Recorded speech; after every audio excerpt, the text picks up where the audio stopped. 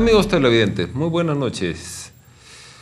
Para el día de hoy tenemos un invitado muy estimado, por cierto, el señor Pedro Rodríguez Chirinos, quien es candidato a doctor en Ciencias Económicas. Él es economista de profesión, pero también tiene estudios en teología, lo cual de alguna forma, más aún que es catedrático, va a graficar el logo de este programa, ¿no? Una balanza, va a poder equilibrar dos puntos neurálgicos de una sociedad: su economía y su población, con todo lo que ello implica. Entonces, a la vuelta de unos instantes, estoy con ustedes para hablar con Pedro. No se muevan y en 5 segundos estoy con ustedes. Permiso.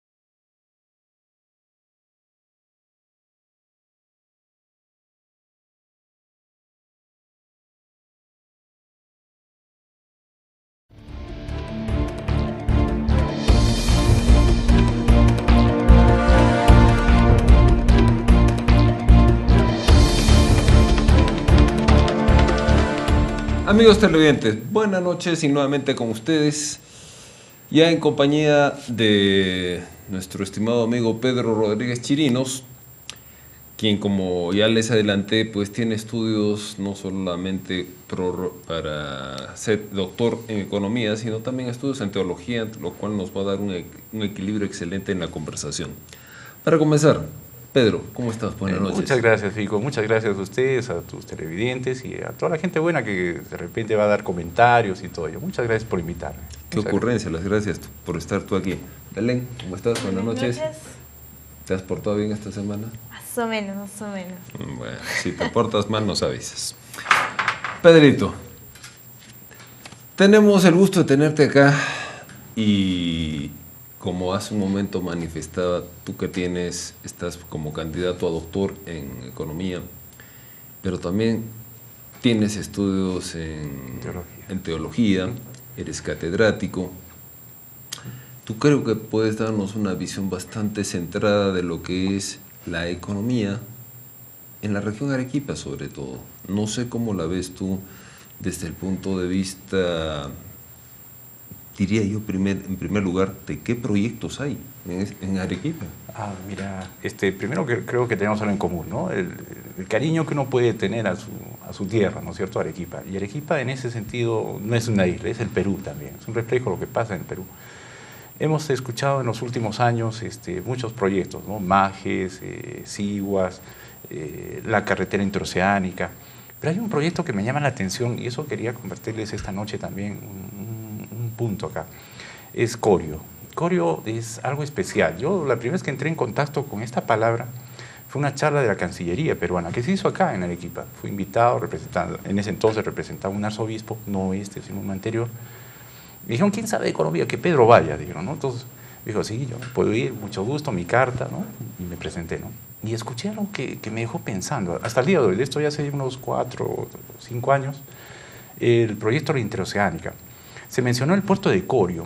¿Saben? Hay dos lugares especiales en el que ha dado la naturaleza acá en esta cuenca del Pacífico. Uno de ellos es Corio y el otro es Mejillones. ¿Sí? Mejillones, como sabemos, está en Chile, y Corio. Corio es algo especial, es una plataforma que la naturaleza ha dado para poder hacer un megapuerto. Estamos hablando de la zona de Cocachaca, ¿sí? Hacia arriba, ¿sí?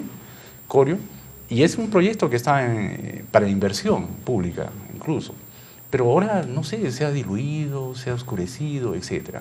Mientras que allá en el sur, Mejillones es un proyecto para 50 años, o sea, quiere decir que estamos en una carrera económica, ¿sí? Nosotros ponemos un megapuerto, ellos ponen un megapuerto. Nosotros tenemos la interoceánica y ellos en su propuesta, o sea, hay competencia, ¿no? Una competencia sana, ¿no es cierto? Nosotros, nuestro corredor vial y ellos un corredor ferroviario, ¿no? Entonces estamos compitiendo todos los días, ¿no?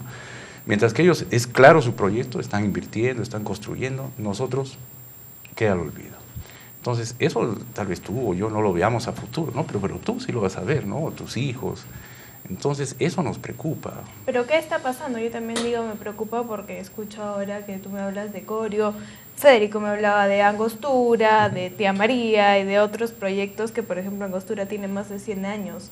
Entonces, ¿por qué tantos proyectos y tan pocas realidades? Parece que pasa como cualquiera, ¿no? Cuando uno quiere enamorar a alguien, pues comienza a arreglarse, comienza a invertir, a averiguar, ¿no es cierto? Parece que el Perú es una carrera, ¿no? Alguien quiere algo, ve la oportunidad y se lanza. Te cuento, hay un móvil económico acá. El móvil se llama inversión, ¿no? O sea, porque uno invierte, ¿no? Esto es un poquito de teoría, ¿sí? Uno invierte por 3 cosas: por obtener beneficios, costos, o sea, pagar poco, ¿no es cierto?, impuestos, etcétera, y el riesgo debe ser mínimo, ¿no? Entonces, el Perú se ha abierto una carrera que la misma Constitución, cada Fico nos puede orientar mucho sobre eso. La Constitución es lo que dirige el destino de un país, ¿no? Es la Carta Magna, ¿no? O sea, todas las leyes, normas, Constitución, ¿no es cierto? Yo acá te hago un paréntesis, Pedrito.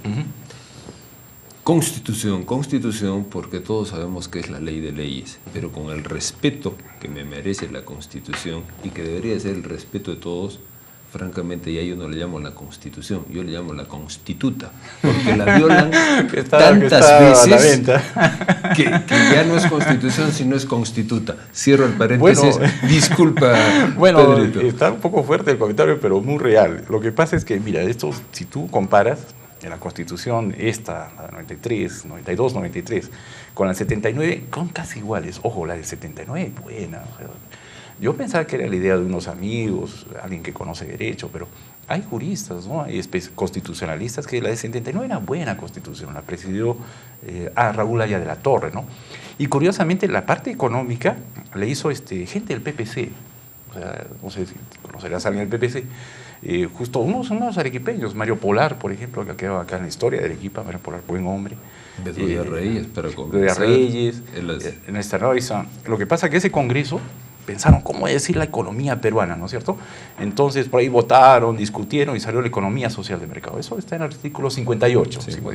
Es el título tercero. Título tercero, artículo 58. Es bueno leerla. Y lo que pasa, que esa constitución del 79, 93, recordamos a Fujimori, y Fujimori le hace unos cambios, ¿no es cierto? No solo él, un grupo lo hace los cambios y pone algo especial. En esa constitución pone, por ejemplo, algo especial que se llama contratos ley. ¿Cuál es la idea de esta constitución? Es pro inversión, o sea, pro inversión privada y protegerla, ¿sí? Para que los cambios de gobierno no afecten los contratos que se hacen. O sea, imagínate, es como un contrato blindado, ¿no es cierto? Cerrado. Entonces, pase lo que pase, cambio de ministro, cambio de Estado, nada, está amparado por la Constitución, está sellado. Yo meto mis narices y te cuento. Un contrato es un acuerdo de voluntades entre dos partes que mientras no violen la Constitución o vayan contra la moral y las buenas costumbres, ni el Congreso de la República lo puede variar. Pero en este caso, como Pedro nos explica, el contrato estaba contenido dentro de una ley, lo cual quiere decir que si cambiaban de gobierno, había golpe de Estado, lo que fuera, ahí estaba la ley. La ley no podía ser modificada, tocada. Era un blindaje que se le daba para animar a la gente que tuviera dinero a poner su dinero en el Perú, a arriesgarse. ¿Y por ende el contrato tampoco podría ser cambiado? Así es. En la práctica se intentó, por ejemplo, una experiencia, el contrato de la Telefónica. Un saludo a nuestros amigos españoles. Primero, ¿no? La cosa no es personal. Tantas cosas buenas que tenemos acá de España, no se imagina. El problema son los políticos. Creo que ellos también tienen más políticos como nosotros, como Chile, en todos sitios. Pero la gente es linda. Creo que cuando uno viaja y conoce, la gente es linda, así como tú, como Fico. Pero hay gente, no sé, que piensa vivir 1000 años. No sé en qué pensará, ¿no? Pero lo que pasa con esto es que, por ejemplo, la Telefónica y el Estado peruano, hay un congresista que hizo una observación al Ejecutivo sobre el contrato, ¿no es cierto? Que el contrato no era justo, etc. Y firmaron varios senadores, o sea, convenció, si no mal recuerdo, como 80 senadores, firmaron, ¿no? Hay que revisar el contrato, ¿no? No parecía justo. Ojo, no porque exista un contrato quiere decir que sea justo, ¿no es cierto? Uno dice, él firmó, yo firmó, ¿cuál es el problema, no? Un momento, ahí viene el juicio de valor, ¿no es cierto? No que exista un contrato quiere decir que sea justo. Ellos hablaron con el Ejecutivo, etcétera, no pasa. ¿Qué queda? El último que nos defiende es el Chapulín Colorado, ¿no es cierto? ¿Quién es el Chapulín? El Tribunal Constitucional, ¿no? El famoso Tribunal Constitucional. Entonces, ¿qué pasa con el Tribunal Constitucional? recibe el documento de ese entonces, lo revisa y saca un fallo, ¿no? Saca un fallo muy especial, dice, el contrato está bien, pero las instituciones que lo regulan deben tener más injerencia, ¿no es cierto? O sea, los árbitros, etcétera. Pero el contrato está bien, ¿no? Con la tingencia, Belén, que si el Tribunal Constitucional tiene las facultades para decir, el contrato está bien, pero lo que no está bien, que el tribunal, siendo el supremo intérprete de la Constitución, no interprete el artículo primero de su ley. Y viene, el artículo primero de su ley dice que su sede es Arequipa, y no viene. Y como no podía interpretar el Colegio de Abogados de Arequipa, le inicia una acción de cumplimiento de la ley, que la pierde el Tribunal Constitucional y se ordena un poder del Estado a una institución del Estado que venga. Pero el Tribunal Constitucional también está en estado de desacatar a la autoridad. Entonces, ya vas teniendo una idea contra quienes estamos peleando. Porque acá Pedro nos dice que el Tribunal Constitucional, como cabeza máxima, dice, está bien, pero ¿estará bien? Ese es el asunto. Y ahora lo vemos en la práctica, cómo está trabado por intereses. Justo esto de la repartija que ha pasado, mira, es insólito. Si uno busca, ¿qué dirías que los viejitos nada más paramos con libros? ¿No? Pero en parte sí es cierto. Cuando uno busca Basadre, o sea, ¿dónde vienen estos problemas del Congreso? Todo esto que pasa, uno busca en Basadre, Vargas Ugarte, siempre dos opiniones, ¿sí? Porque de repente Basadre, muy joven, no escribía de una manera, y ya pasan los años, se tranquiliza y escribe de otra manera, ¿no? Cuando uno busca Basadre, encuentra ese Basadre pues, que dice esto, aquello, y después un Basadre más reflexivo, ¿no? Lo contrastas con Vargas Ugarte, ¿no? Entonces, el curita, ¿no? Puede faltar un curita acá, ¿no? O sea, un jesuita, ¿no? Entonces, ¿qué nos hace ver? Mira, el Congreso, el primer Congreso del Perú, primer fraude electoral. Vaya, uno dice, caramba, esto no puede ser, ¿no? Esto es para tomar el pavión, vale, yo te cuento. O sea, uno toma el pavión para no renegar, ¿no es cierto? ¿No es cierto, Vico? Creo que los que tenemos años, a veces leemos esto, no puede ser, ¿no? Resulta que se reúne el primer Congreso y en la Gaceta de ese entonces, un diario como hoy día podría ser La República, ¿no? La República siempre saca unos artículos subidos de tono. Aparece qué temas habla el Congreso. Imagínate, ¿qué debería tratar un Congreso? No sé, ¿qué te gustaría que trate un Congreso?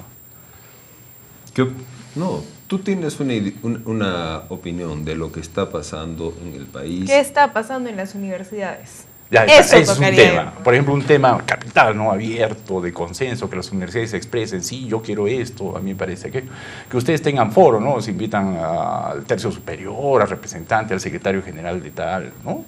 Hablen, ¿no? ¿Cierto? Sería genial, ¿no es cierto? Imagínate, este Congreso no hablaba de educación, no hablaba de justicia, el primer Congreso, nada, ¿qué es eso? ¿Qué hablaban? Primero, estaban discutiendo, esto es sorprendente, estaban discutiendo cuáles iban a ser los premios a los libertadores. O sea, 1 millón para ti, no tierras allá en el norte, al general, ¿cómo le vas a dar un terreno? Tienes una hacienda, un lío. ¿Cuánto le vamos a dar? Antes se repartían tierras, ahora se reparten pollos, se reparten cables. algo así. Sí, varía las épocas, pero la misma. Pero es sí, mismo, la ¿no? misma. Entonces, acabó la discusión, vamos a celebrar en tal sitio, en tal sitio, es que no había los medios de comunicación como este canal, ¿no? Una sola y la región, ¿no? Tenía que darse la libertad en tal sitio, en fin.